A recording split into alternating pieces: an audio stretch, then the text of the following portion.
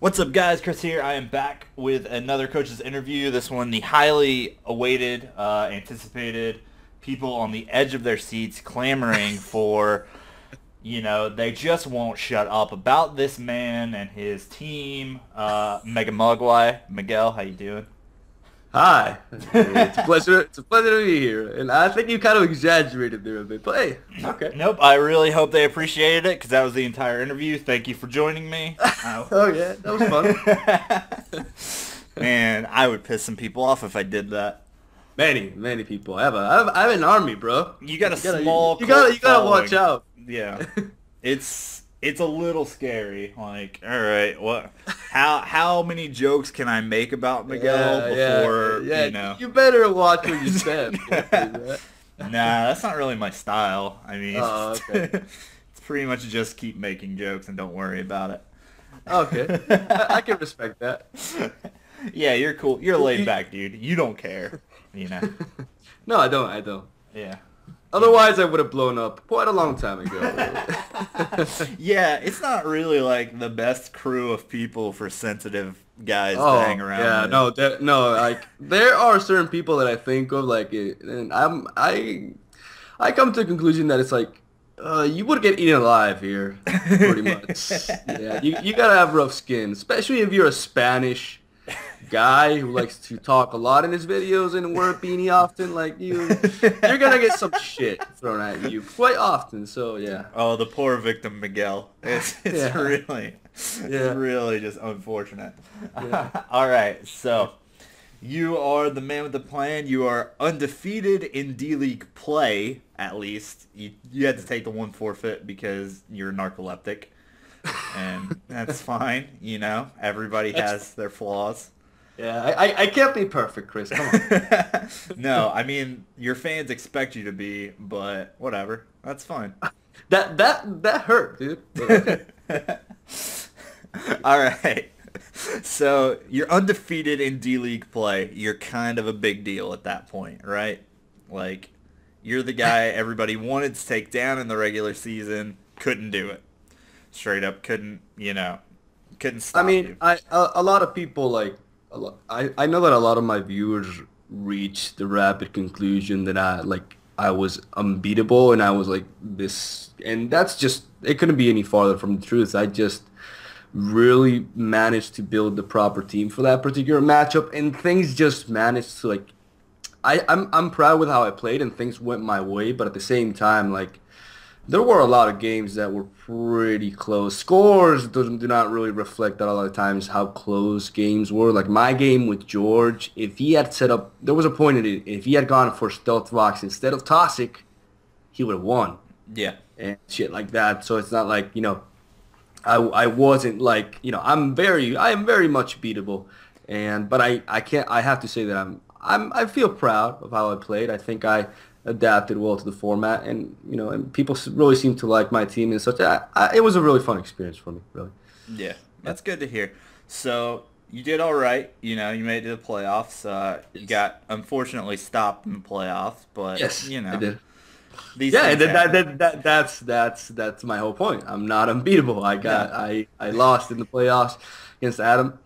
I got crit, but it still stings. I'm not gonna lie. It will never stop stinging. But hey, I got the big league. I got the big leagues now to get my revenge on Adam. It'll be nice. Yeah, you can pick on him with your ragtag team that's not nearly as threatening as I'll destroy him with my Wheezing, bro. I don't know what you're talking about. Yeah, you're gonna take Wheezing to the top of the MVP. It's gonna be your new you better bet that's gonna happen.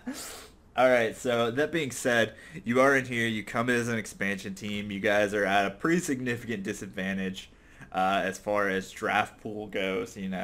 Granted, there were still a lot of really good things in there, obviously. Yeah. But you can't make the argument that there wasn't a disadvantage. Yeah, of course. We are somewhat outgunned, but. But so that being said, you came in. How do you feel about your draft? I feel really comfortable, actually. I think that I actually managed, I'm not saying I got a better team, but I managed to achieve better potential team synergy than my GBA D-League draft. Yeah. Do you feel like that's because you learned a lot playing throughout the season? Exactly, because and some things I picked up from the D-League is that it's pointless having Pokemon that fulfill similar roles. Yeah. Because even if both Mons are amazing, you're just wasting up a potential move slot for something that can do something different. And that's a mistake that I made when I drafted in the D-League. I had both Bisharp and Mogwai, and they basically did the same thing. Yeah. They were weak to the same stuff. So, and the same thing with Greninja and Gengar, which is the reason why I never used Gengar. Yeah, Gengar. And, yeah, Gengar's a fantastic Mon. The only Pokemon in the entire D-League that was not brought a single week. Yeah, So. it's a fantastic Mon, but when I had a Greninja that was slightly more versatile and had Protean and was faster, I didn't feel the need to bring Gengar because I needed other things. I needed my Hippowdon, which was a pick that I was really proud of, and like it put a lot of work in the D-League and such. Like it's that, and I feel like I kind of learned from that, and I did a better job at drafting this time. I think I have every single one of my mons that does a different thing, and typing wise, they're all different except for two normal types. If you look at my team, everything is a different type. Yeah, and everything fulfills they can fulfill numerous roles, but they're also very different Pokemon in general, and I feel like that's the thing that I like the most about my draft, really. So you brought up, Monomoto, Hippowdon. Yes. Got sniped from you. Couple of things. Nick, couple of Real Marill D-League guys didn't make the transfer up to the big league. I can't be surprised about Greninja, for example. Even if he was like, I was already on a team. He would have been picked up. Yeah, even if he was like, I would never have gotten. But unfortunately, I had the false hope that my love, my source of inspiration, my bae, my Gothitelle, I really hope that she would make it to me. Yeah, you thought one of the top 2 trappers in the game was but it didn't work out for me. No, it didn't, and she slipped from me. But it's cool. It's cool. It will pain me to take her down when I face her, but I'll do what has to be done. Yeah. You'll sacrifice the emotions for the victory like any good guy. I got a new waifu now anyway, so that's true. So overall, you feel good about the regular draft. Like you feel good about your team, your synergy and stuff like that. Yeah, I do. I think I talked to Roger about in his video, a little bit with Adam, is you guys are coming out of a league with 0 trade activity because everybody was pretty much able to get exactly what they wanted. We were spoiled, let's be honest. We were pretty spoiled. Yeah, it's a very different climate here. So, but I think I've already talked to you once about is, trades and approach to that. And, some things have gone up and you've been interested in them, but ultimately, at least at this point, you've had to go, I can't afford to give anything up. I can't. Like, I really wanted Fizz's Magnezone, for example, but I could not give up. I couldn't even give up my Weezing. Yeah. Because it's everything. There's a reason why I chose everything, and everything has a purpose. And even Weezing is very important for me because Weezing is a phenomenal mon. It's very underrated. It's a poison type that floats, and it's not weak to ground. It's fucking phenomenal. Yeah. And everything has, like I said, everything that I drafted made sense. And the fact that I got the Mega that I wanted was huge. So huge for me because that's the Mega that I wanted. Like, and I did not get like the highest. I was not on the high end of the Mega draft order, but no, but there were 40 things to pick from. Granted, if you needed one specific thing, your chances might have been a little bit worse, but nobody had to pick anything bad. Yeah, that's very true. That's very true. But so that's interesting. There are a few bad Megas. there are some that are bad, but nobody had to pick them. Like, you would have to get into like a 32-man team league to start pushing that envelope.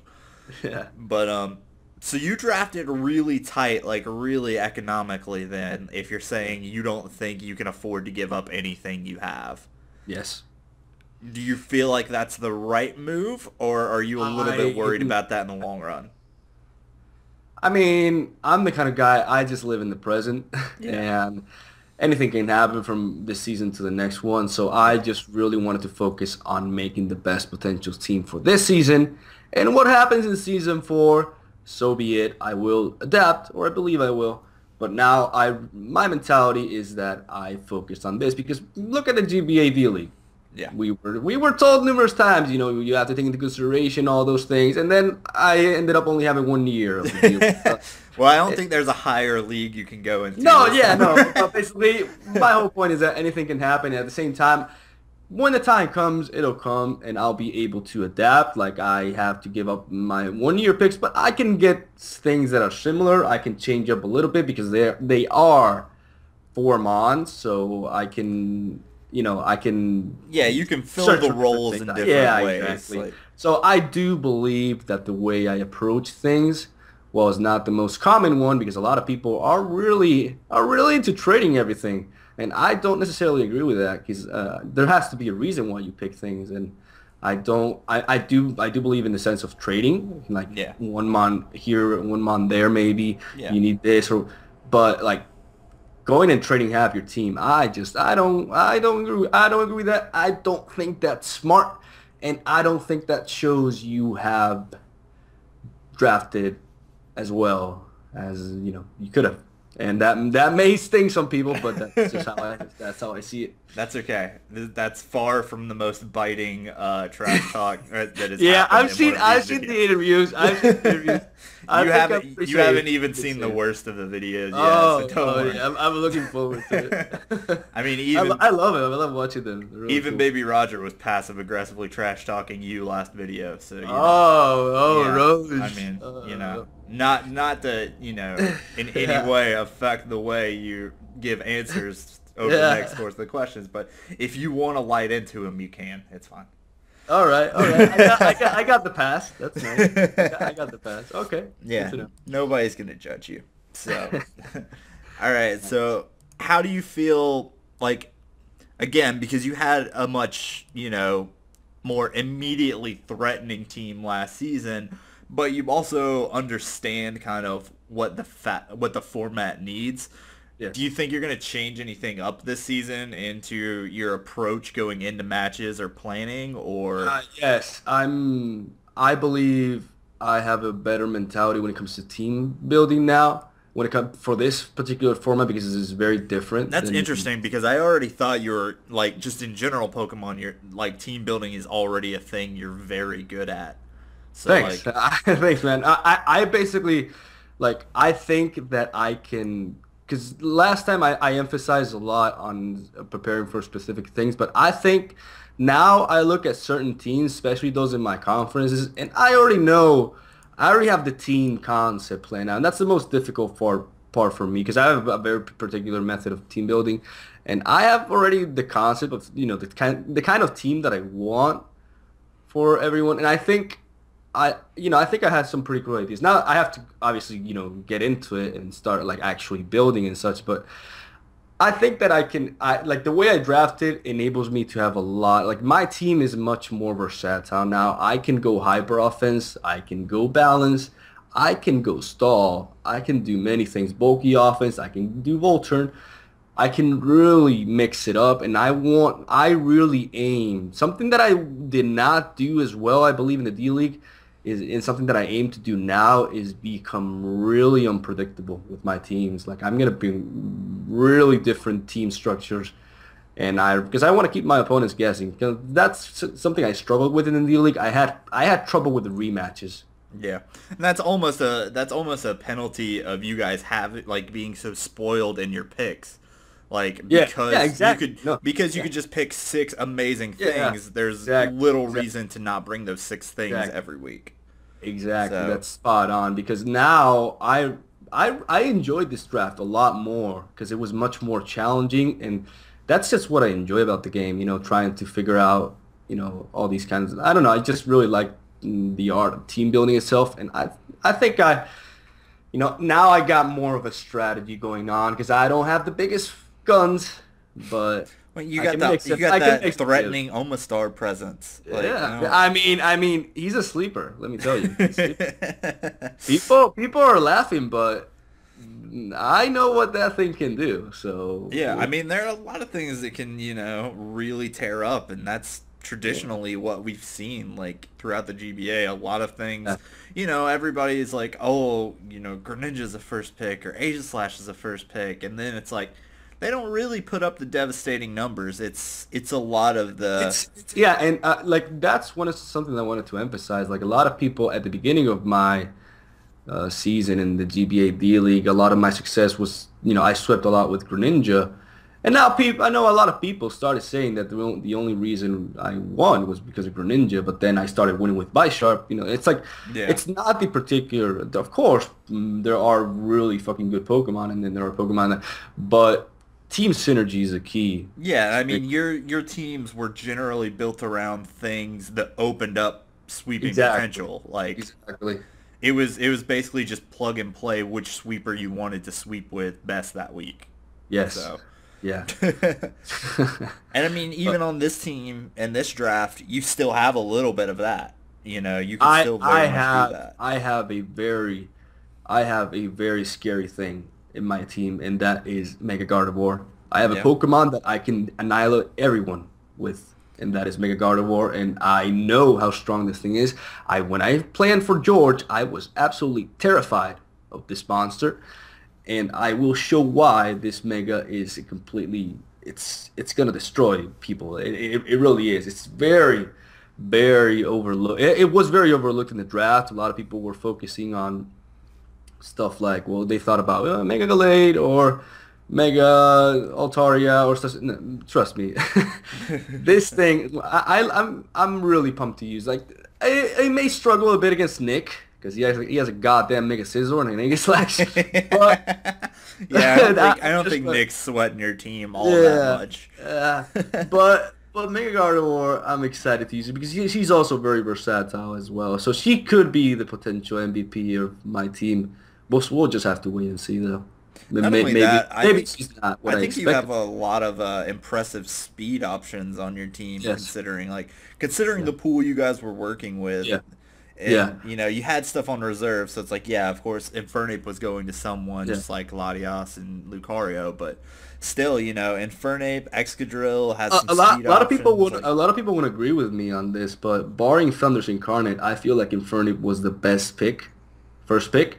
And I think there could be argument for it to be better than Thunder's as well. I think Infernape is incredibly versatile. It is, and I really think it was first pick material, and I I think think it's an it was exemplary overlooked. Pokemon in this format. It's kind of the definition of what you want in an Dan offensive wanted to trade Pokemon. Latios for it in Yeah. my second pick and the other one, and I'm not gonna trade Infernape for a Latios. I'm just not gonna do that. And people are Yeah. like, "Well, Latios is a fucking great Pokemon." Yeah, but Latios is not. It's not. Latios is not at the level of Infernape when it comes No, to not DBA. not as far as mix up a game and mind I can games do go. so many things with Infernape. It's ridiculous, and it's just and people like that's a thing that difference this from perhaps standard play. It's just versatility is the name of the game, and that's why. Yeah, I'm very happy with Infernape as a first pick. I think it was the pick to make. It was between that and Azelf, but which I'm extremely surprised that Azelf didn't go right after I picked Excadrill. Yeah, so was Adam. He was very Yeah, happy about that. I'm so like Adam is smart. Adam's a smart dude. He's a very good player. Yeah. Raj, I don't agree with his first picks and such, and I think he should have picked Azelf. And I honestly don't agree with his draft at all at first. Then now looking at his team now, it's kind of scary. But Yeah. he has he's committing a lot of mistakes in my opinion that I committed in the first season in the league, and he has a lot of mons that are very similar that The fulfill repeat similar roles roles. and things like that. Well, Exactly. And I'm not talking about, I know you're not going to bring an infiltrator Noivern. That's not what I'm talking about, Raj. Look at your team, buddy. You got a lot of shit that does the same thing. But, well, he still has a very scary team, though. He has a very hyper offense team. And Wildfett with plus Lucario is just fucking scary. yeah, exactly. That's one thing about Roger is I think he does a very good late draft. I And think. Zangoose is very, very scary. Yeah. Zangoose is very frightening. It really is. All right, so getting into talking about other people and other teams, your division is last year's champion, Nick, Yeah. Shady Penguin, who was a playoff contender Yeah. both seasons, made it in the playoffs the first season, and Fizzy, who is a guy who traded over half of his team, Yeah. but most people generally agree has a much better team for it. How do you feel about the division? I really like my division. Yeah. I really like my division because I'm really looking forward to playing Fizz. Yeah. I think it's gonna be really exciting games to watch because I see his team is very oriented toward a more offensive play style, and I think it'll be pretty fucking fun to play him, honestly.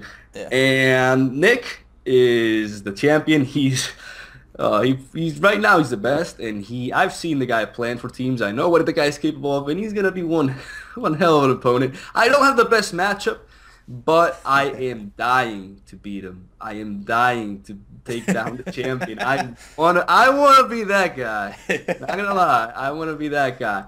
And Shady Penguin, like a lot of people know this, and I don't care if people call me an ass licker. I don't give a shit. I'm a huge fan of Shady Penguin. I've always been. He's one of my biggest inspirations when it comes to content creating. I think the guy is a stud, and he's responsible for his own success and such. And I'm really looking forward to playing him. I think it's going to be really fun, and I'm really excited because I also want to see that battle on his channel, and to see how he responds to things and such. I don't know. I'm just really excited to play the guy, and the fact that I played him twice is very exciting. And he has a very strong team. Like I looked at his team, he has he has a spinner, he has a defog. Like he's prepared for everything. I think in a lot of ways it's actually kind of similar to Georgia's team from the D League, where it's a lot of it's not like the top five scary things. But it's things that have been consistently frightening since they came out. So. Yes, Darmanitan is always very scary to face, and overall his team seems like he could.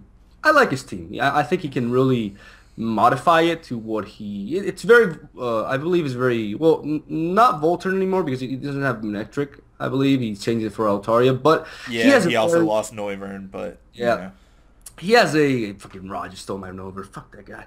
Anyway. I can't believe that. He drafted a Crobat and he goes and drafts Noivern. Roger, what the fuck are you doing, dude? The hell's your problem? He was fucking watching Batman or some shit like that. What the hell, dude? Anyways, that just pisses me off. Anyways, I needed that speed. Okay. And you got speed. No, I got speed. But I want Noivern and Roger's an idiot. Okay. Anyways, I'm excited to play Shady Penguin, and he has a really cool team. I like his team. Like I said, there's nothing like extremely threatening, but everything is threatening at the same time. Like he doesn't have like a one thing. I just think it's the entire team. I think it's very well drafted, and I think he made one of the smartest draft picks this year, which was Tentacruel, which is a phenomenal pick. A phenomenal pick. Huge pick. And I was really surprised. I was really surprised that like John didn't go for Tentacruel and instead went with Starmie. But I mean, John did want speed. Yeah. And I'm surprised. Like I'm not sure if Joe picked after Shady Penguin in that regard. No, Joe just wanted Blastoise. He didn't want the extra typing, and he wanted more. But no. He didn't want a water psychic type because he had a Slowking. But I see no reason why you would pick Blastoise over Tentacruel. That's my point. But if Shady picked Tentacruel before Blastoise, then that makes sense. Anyways, I like this draft, and I really am excited for and of course my entire conference includes also I will be facing Gubs, right? Kote, Roger, and Danza. And Danza, nice. Yeah. So that said, who do you want to play the most? Shady Penguin, for the reasons I mentioned. Yeah. All right. Who do you want to play the least? I can't really reply to that question. Honestly, I will reply it, but because I want to play everybody. Yeah. I'm excited to play everybody, but I know that I am going to struggle against Nick. Yeah. In particular because of the matchup. And surprisingly enough, I see myself struggling with Roger as well because his team is very threatening. It's very fast, and he has a Zangoose, which I fear Zangoose, I'm not going to lie. Yeah. And he has a very he has a team is like kill or be killed basically. Whoever Raj games are gonna last like 5 minutes. And It's going to be an either great 5 minutes or a horrible 5 minutes. everybody's responding. Oh, Kote has a very strong rain team, but it's a Yeah. one-trick pony, and I'm gonna be the guy to say that I will shut him down. I will shut. A lot of people said that last season, and he did pull out some wins without bringing or using rain at all. So we'll see. Yeah, I mean, yeah, but now his team is more rain Yeah. than last year, though. It Yeah. is like he has the Mega Swampert. It's very threatening, don't get me wrong, and I could get completely wiped out by his team. I'm not trying to sound cocky here, but I feel like I can, I can adjust well to that, and I feel like, I'm comfortable facing rain. A lot of people really fear the playstyle. I think it can be managed, and I'm looking forward to playing the guy because I know he's a very smart player. He's a very good player, Yeah. and he has Gotham. He has my Bay, so that's very scary as well. And very disheartening too. But I'm excited. I'm excited to play everybody. I'm excited to play everybody. Yeah. And hey, I may get smashed through every week. I may do decent. We'll just have to wait and see. Really. That's a good attitude. You're just a good attitude guy. Thanks. All right, but that being said, I think that pretty much wraps it up. Thank you, Miguel, for joining me. Now everybody can get off my back about when I'm interviewing Miguel. And I'm kind of a big deal, dude. Come on. kind of a big deal. I don't know if you heard. Extreme humbleness. Yeah. No, but he is kind of a big deal. He's going to be one of those guys that blows up. So if for some reason you're on this channel and you haven't subbed to him, please go down below, check out his channel, sub to him so you can follow the team and him throughout the season. He puts out some really top-notch quality content. So Thank you, man. I really appreciate it. yep. All right. Thank you guys for watching, and stay tuned. Got a couple more of these left before we wrap it up. See ya. See ya.